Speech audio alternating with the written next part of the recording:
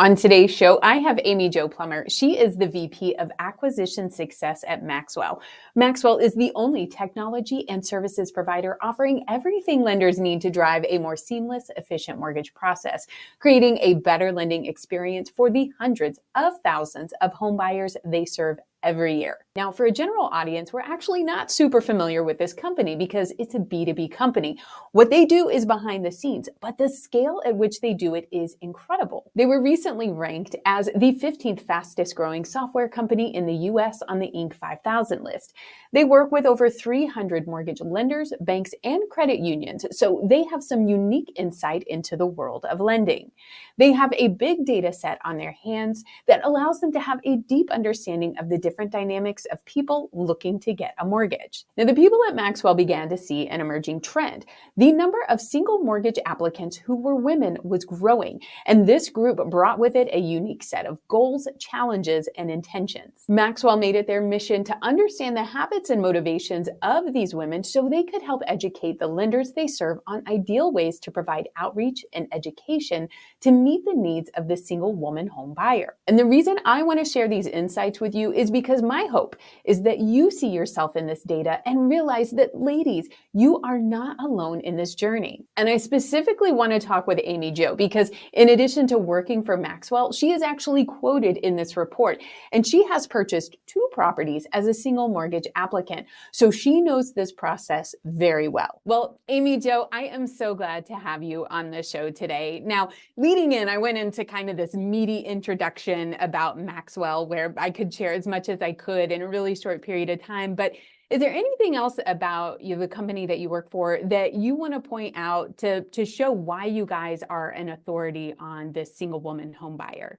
Yeah, I will say part of our, first and foremost, our mission is to provide a permanent disruptive financial advantage for our customers. And over the last couple of years, or year more so, as you well know, that's meant really kind of diving in on where is the money, who's buying, who's refinancing, who's actually out there still trudging along in this market. And we have a really big advantage to have a huge data set of almost $300 billion flow through our platform. And because of that, we've been able to kind of dig into the data, right? Like we've looked for trends, we've looked for segments that are still active in this market. And when we started analyzing that, what really showed through were this consistent group of, single women home buyers. And we wanted to dive in further on it, right? So when we see these trends, our amazing team at Maxwell really kind of wants to hone in on specifically, is this actually something that we can suss out? And we research it further, and we'll obviously talk more about it. But we took it a step further by actually surveying this single women segment, as well as interviewing some of them. So the expertise is really more so, what can we glean from the data? Like that's a big piece of it, is we can think one thing, but trust but verify always. And that's really what we did in this scenario to help our customers at Maxwell say, hey, this is a market segment you really need to start going after. And we didn't know what that was going to look like when we started. I love that, because that was you kind of answered the next question I was going to ask you, which is why understand how to work with this audience. And so because like I said in the intro, that the single woman home buyer kind of brings an interesting set of expectations and dreams and desires, and kind of not the normal, I guess, shall we say, baggage that a home buyer brings. And so I love that you guys focused on this. There was one clarification that I thought was really important that was a bit of a light bulb moment for me, and it might be the same for some of our audience.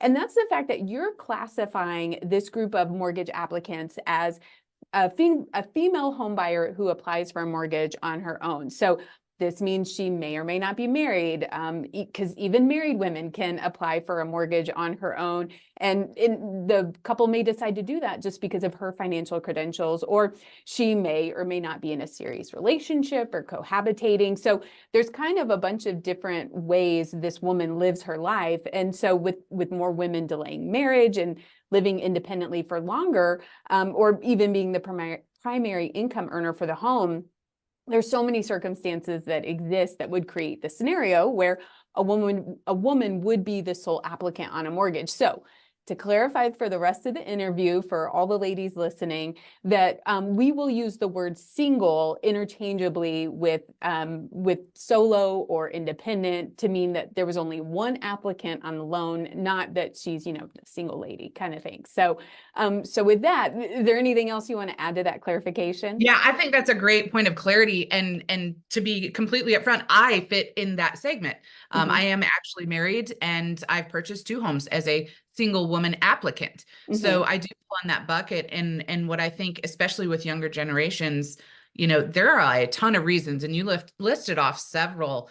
For us, it was, we had a home in St. Louis and we were relocating to Dallas, which love it. Love Texas, by the way. Been here for 5 years.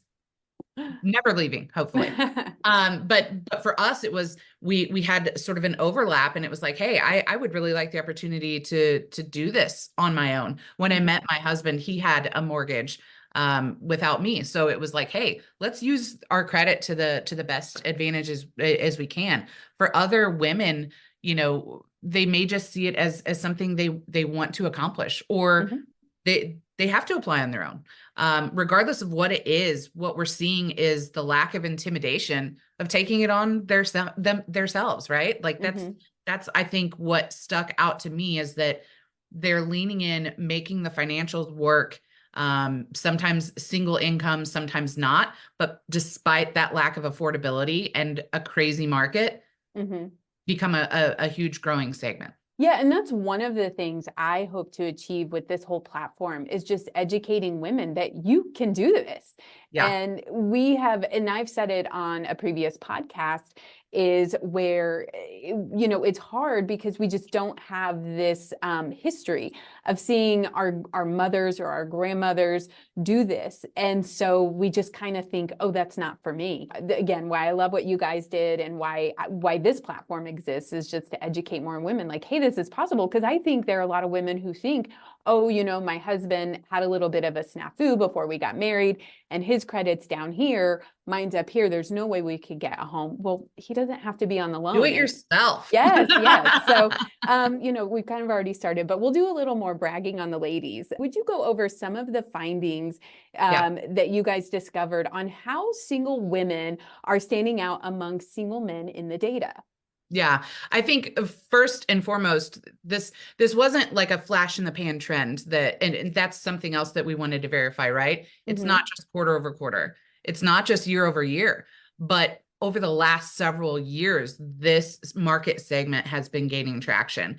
And now the single woman home buyer represents 22%. 22%. So it's striking because a lot of the times throughout mortgage history in the past, groups that have been excluded from homeownership typically don't have a rising segment when it's tough for everyone, right? This market is tough for everyone. So that's what strikes me as being really amazing, is in this tough market, a portion of home buyers who historically have had difficulty gaining access to mortgages, to homes, to home buying, have been consistently growing. Nothing stops us, right? So I think that's what's really amazing. And I think that, growing by 10% just since 2021, like that's how fast that segment grew, which is mind blowing, right? The single men segment grew 7%. So we're outpacing even that single men segment of home buyers. At 22%, that's a significant piece of the market. And by the way, out of that 22%, 39% of those single women home buyers are diverse.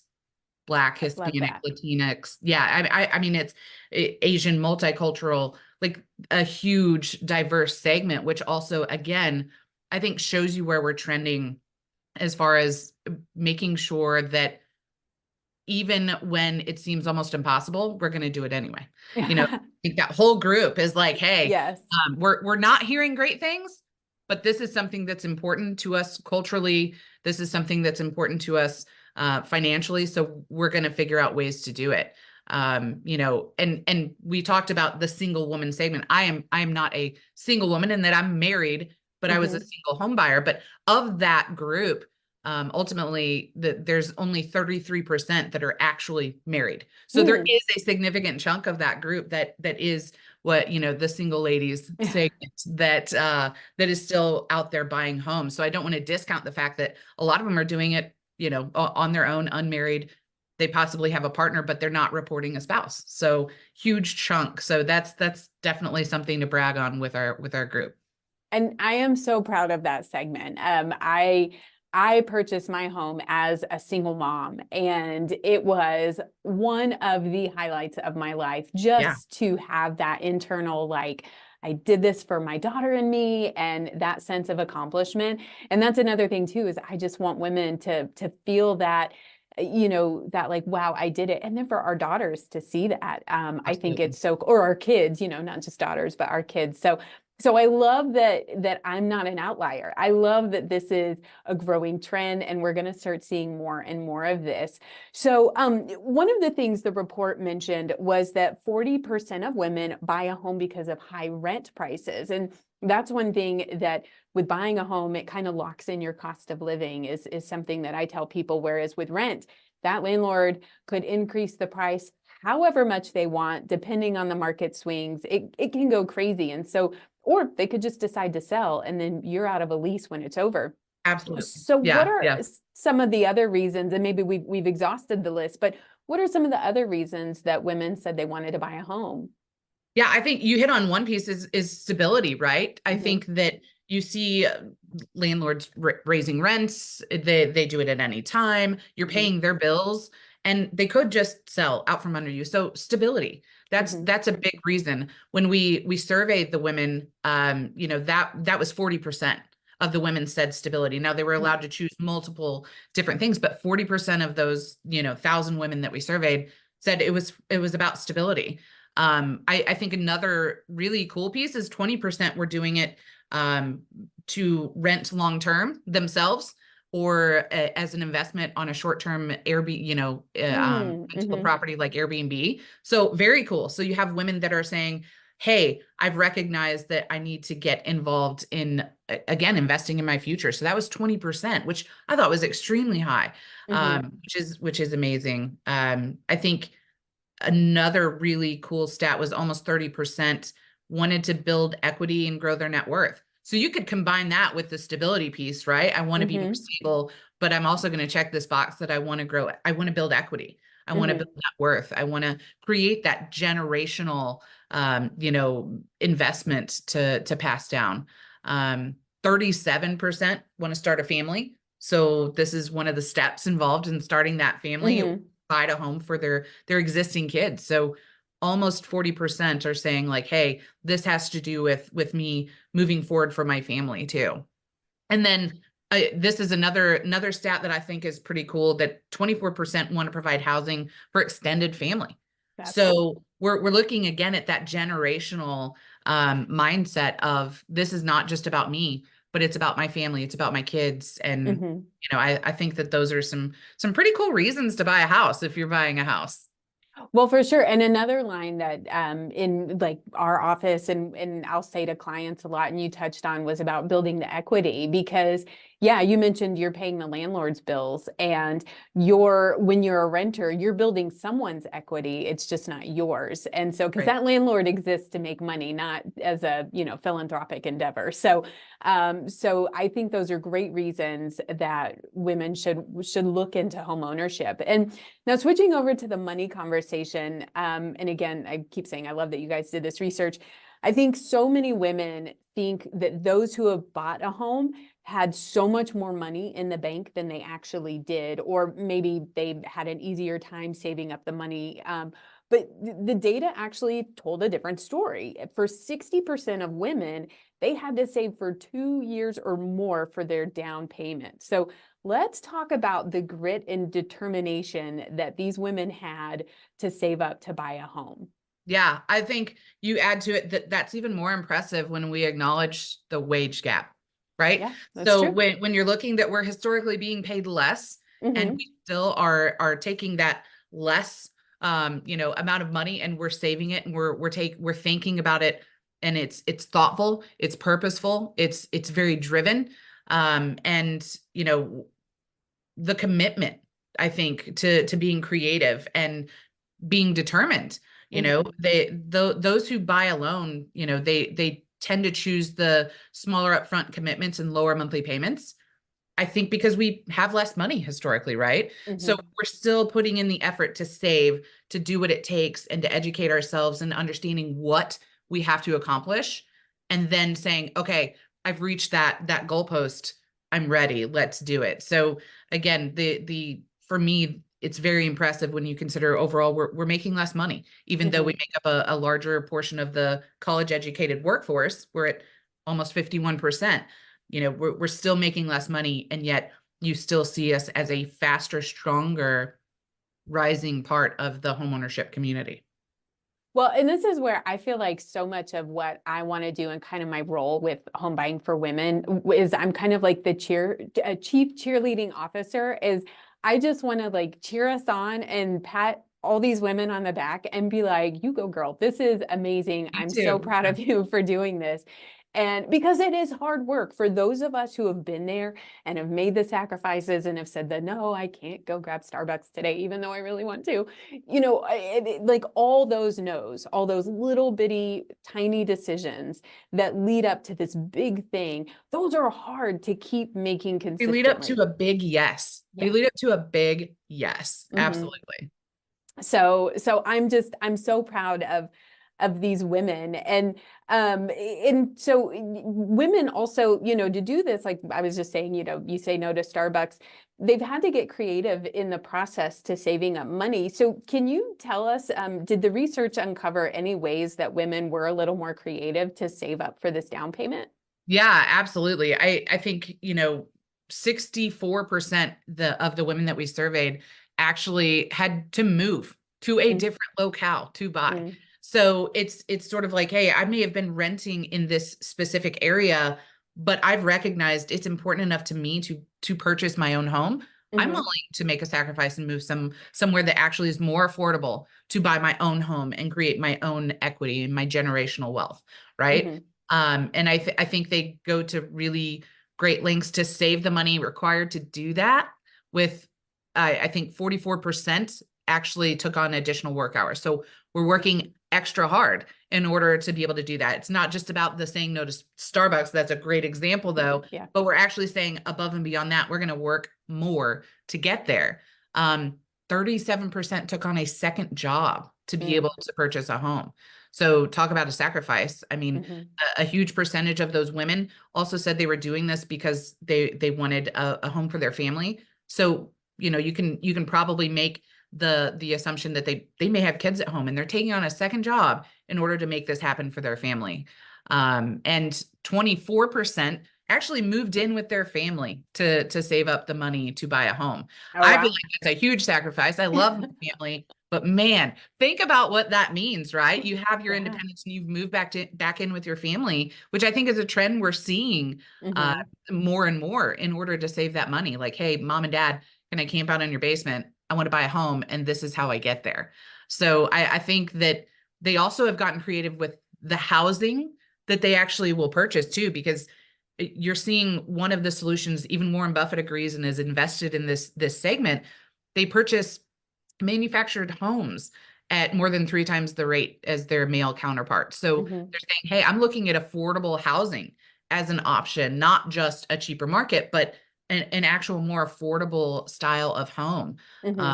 51% bought single family homes, but 14% bought a multifamily home. So they're creating an investment strategy with their home where they're probably occupying it and then renting maybe the rest of it out. So I think that that's, again, finding creative ways to make your money work for you is something that the women home buyers really shined through in this Mm-hmm. survey. We got surprising answers about what they were buying and why they were buying it.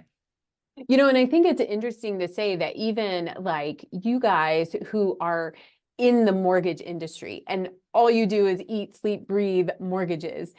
And even you guys found interesting highlights in the data that you weren't expecting to the extent of the different types of homes people are buying. And so I think that speaks to the lack of education in the marketplace for all the different ways you can buy a home. You can get an FHA loan for an investment property while you live in one side of it and rent the other side out. And so there are ways to kind of hack this home buying process. And it's not just the simple, oh, I'm buying my single family brick home with the white picket fence, and that's how it looks all the time, every time. And so I love the idea that we can realize, hey, there's more than one way to do this, and it's totally fine. Like, there is no stigma around, a manufactured home or a multifamily home and renting out the other side. Like, you do it. I love that we have more of this information out there to make it more approachable.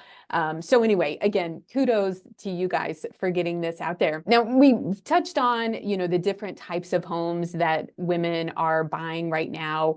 Another thing that stood out to me was the different age brackets of women that have been buying homes, because just anecdotally, I would have just kind of assumed it was maybe an older woman who had had time to save up for that down payment and make the purchase. But actually, you guys have a lot of millennial and Gen Z women who are going after home ownership. Can you tell us a little more about that data? Yeah, I think that's the perfect example of the whatever it takes approach, because that's the biggest bucket that we found. We're taking that whatever it takes approach. And I think more millennials and Gen Zers are, they're putting off marriage, possibly putting off having children than previous generations, and are doing things like prioritizing homeownership, right? So that's really where we see the motivation coming from. And that group is also really rising in the workforce. You heard me mention earlier, research found that for the first time ever, we're over that 50% mark of college degree educated workforce, right? So we are over that 50%. So we're making up a bigger chunk of that. And I think that's also because you're seeing women in that segment of women get out there and say, okay, I want my college education, I want this job, and then I want my house, right? And I think that viewing that 55% of them being 34 or younger, right, of this single women segment. So it's people that are prioritizing things that historically I think that they possibly haven't. So that's the other reason why it's still a growing segment, because they're starting to take ownership of, okay, I can do these things and create my own destiny. So I think that's something meaningful, right? And instead, they're focusing on careers. They're focusing on earning potential, financial autonomy. Housing is a big part of that chunk. So when you have these motivated women, the whatever it takes, women, they're going to make sure that they create financial destiny with a home.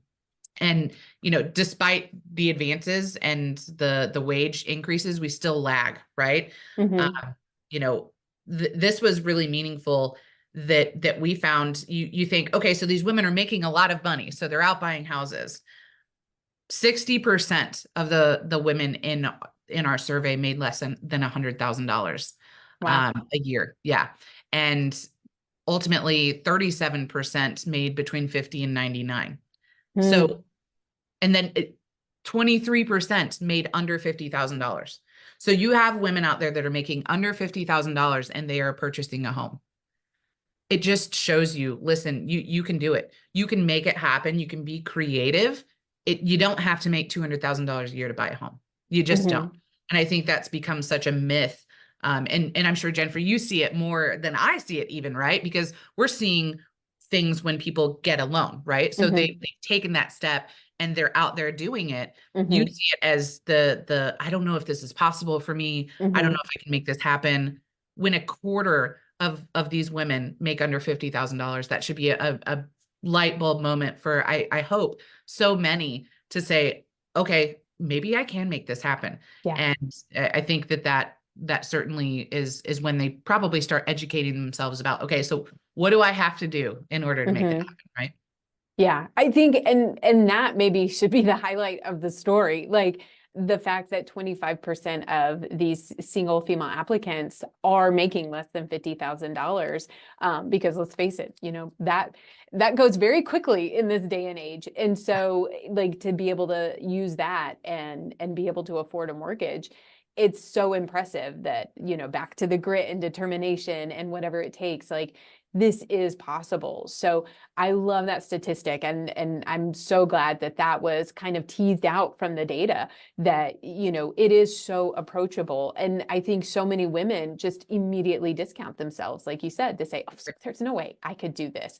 So, so if there's one takeaway from this whole thing, it's yes, you can. So let's start the process. And that's the thing too, is I want to encourage more women to start the process now. And maybe today it's not the answer for whatever reason, but let's start that plan and get you. And on another podcast interview I did with a lender, we talked about getting from the gap to the goal, and to be able to say, hey, there, we can create a plan to get you there. So I love that you guys brought that to light. But I think too, it kind of leads into another point that I wanted to bring up, and it's that, you know, women, what you guys found was that women are very uncomfortable with the mortgage process. And actually, that is one of the things that keeps them away from applying for a loan, is just kind of not knowing about the process, or just, like I said, generally just feeling uncomfortable. So what are some of the takeaways you guys found in the data with that kind of, I guess, psychological hurdle that women put around buying a home? Yeah, I mean, I will say, for personal experience, you know, I'm in the industry, and Mm-hmm. it's still a terrifying prospect, Mm-hmm. right? Yep. You know, to sign your name to a 30-year commitment for something. You know, Yep. the person that brings that to the table for you and says, this is the best rate, this is the best deal for you, you have to trust that person a lot. You're Mm-hmm. trusting them with your financial future. So I think that women view that differently, and have just a natural distrust of it, because we have been excluded from that process for a long time. And now Mm-hmm. that we're in the driver's seat of our financial futures, I think women are investing in relationships more, and figuring out the folks that they want to trust to do this with. Mm-hmm. We actually found that we're far less likely to trust the lender when we start working with them. Nearly 30% of women were very, let's call it, distrusting in the Mm-hmm. start of their process. They weren't confident. And over a quarter did not trust their loan officers. So, you know, both of those metrics are 10% higher than their male counterparts and male applicants. Yeah. So when you look at that same group, over 10% of women lacked the trust that their male counterparts had going into it. And the most common reasons for that were essentially the lack of communication, education, and support from their mortgage lending professionals. So this says a lot. And Jennifer, you see this all the time, I'm sure. You want to provide a trusting environment for your consumers to be able to purchase a home. And Mm-hmm. even going through the process, and this is women answering these questions after they've went through the process. And, you know, their dissatisfaction is that they feel like they weren't given an opportunity to really truly understand what was going on. So again, education is such a key part of the process. Your Mm-hmm. your loan officer, your agent should all be able to explain in rather simple terms what Mm-hmm. you're signing up for and what this means for you and everything you're paying for. Don't just sign things away because that's what somebody's putting in front of you. That's going to create that dissatisfaction later. Understand everything and make sure you're working with a professional that can explain everything to you. Mm-hmm. And you know, that personally, me, I work with you know, and have somebody that I've worked with for a long time. And I've also worked one or two times with somebody that I hadn't had a history with, and it was a much different experience. So, Mm-hmm. you know, I took for granted that I had a wonderful LO and a wonderful lender that took the time to explain everything, and they used the technology that, say, Maxwell provides, where you can be a busy working woman and still be able to simply drag and drop docs or get them what they need. But, you know, of those not confident, I think the biggest part of that was not feeling like that they had worked with somebody to educate them on what they were going through. Yeah, and I think that's so challenging, because I think as women, and this is just anecdotal, I don't have the thousands of interviews, you know, all the data points that you guys have, but I feel like we feel so vulnerable to expose this like deep personal stuff about our finances. You know, financial conversations are taboo. And like, we're not supposed to discuss that in good company. And so, it's so bringing that, like having to come to the table with someone who's a stranger, and say and like reveal all this personal information, even if it's positive, I think there's still some intimidation around it. So I'm glad that you guys pulled this data out, because I think if more loan officers and lenders knew that, hey, we need to be way more almost like overly communicative in the process of getting a loan, it would just bring down the stress level and bring down these walls that we put up, because we're just kind of like, ooh, I don't know that I want to go there. I think that, proactive of the women that were happy with the process, 57% said proactive communication was what made them happy about the process. So there you go. That just shows you that if you're proactively communicating and explaining it and educating, you're going to create a much better experience for your borrower. And 35% of the women that we surveyed went with a local lender. So I think that's also an amazing statistic, that you want somebody that you can have a relationship with, that lives in your community, that is part of the fiber of what you're doing, because they want to have that trust. It's extremely important to women to have that built in. We've mentioned over the course of this interview that you've been there, you've bought your own home on your own. What advice do you have for our audience if they're kind of on the fence right now and not sure if they should start on the path to home ownership, or maybe they want to buy a home, like they know they want to, they're just not sure what to do next? Any just like general advice you have for them? Yeah, it's nothing groundbreaking. Start educating yourself. Yeah. Start talking to somebody. You probably know somebody that knows somebody, or certainly somebody like yourself, Jennifer, a realtor, and you say, hey, what do I do? How do I start this? I'm sure that Jennifer and many others that you could possibly talk to won't call you every other day asking if you want to move forward with something, right? But they can set you in the right direction to figure out if this is a good path for you. I would bet that it probably is. But they can set you on the right path to figure that out and start educating yourself on the differences between a 30-year and a 15-year, and what it means when we're all talking and it's taking up the news, constantly about mortgage rates. What's the difference between a 6% and a 3% mortgage rate? And what does it mean for us? And, you hear people talk a lot about supply and demand. Start familiarizing yourself. You don't have to be a mortgage expert to get a mortgage. As a matter of fact, the majority of people that get a mortgage are not mortgage experts. So many people have done this before you and probably known a lot less.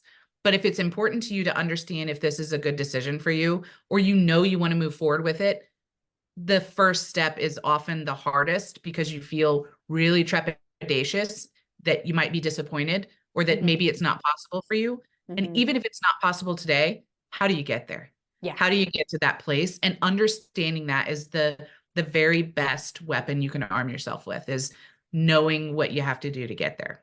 Totally agree. Couldn't have said it better myself, Amy Jo. Before we wrap this up, I want to thank you so much for your time today. And I love that we were able to talk about this report. And my hope is that some of the people listening to this podcast are hearing this and going, oh, this is actually something I can do now. So if any of our listeners want to get a hold of this report, how can they go about getting it? Yeah, I mean, if you want to read the full report, it includes charts, the stories, a lot of excerpts from interviews that we performed post researching the data. You can go to our resource hub at himaxwell.com/resources. We also have an ebook white paper section in there where you can look at additional data. You can, again, educate yourself on how you start this process. We look to turn the tide of homeownership and really empower not only our customers and our lenders, but empower our borrowers, right? That's part of what's at the heart of what we do. So check it out again, himaxwell.com/resources. Check out that women home buying report, and take a look at some of the data. We covered just a small chunk today, which seems crazy because we spit out a lot of stats, but there's more there for you to check out and hopefully find interest in as well. Yeah, for sure. It's like a 20-page report. So there is a lot of good stuff there. Yeah. So, well, again, thank you so much, Amy Jo. I appreciate this. I love this conversation. And I look forward to letting this be a springboard for so many women to start their path to home ownership. So thank you. Yeah, I hope so too. Thank you so much for having me, Jennifer. My pleasure. Well, friends, that is the show for today. If you liked what you heard, please be sure to rate and subscribe to this channel and share it with your friends. The growth of this platform is critical to giving you quality interviews just like this one to help women like you set themselves and their families up to buy a home. And if you want to start your home buying journey, join one of our growth groups. And we're starting these to meet virtually, and they're designed to keep you encouraged through this process and provide you with tips and resources to get you positioned to buy a home. Sign up for one today at homebuyingforwomen.com/growth. In addition, those who like to wear suits in the office tell me that I need to let you know that I am not a financial advisor, CPA, tax advisor, or anyone that is tied to your individual finances, nor are any of my guests unless otherwise specified. The content provided by our platform is for informational purposes only and are expressions of opinion. In order to make the best financial decision for your situation, you should seek advice from a seasoned CPA, financial or investment advisor, lender, or realtor. And if you are looking for a seasoned lender or realtor, we can help you with that. Just go to homebuyingforwomen.com/guide and answer a few questions and we'll get you connected. Well, that is all for today's interview. Thanks so much for joining me, and I'll see you next time. Bye now.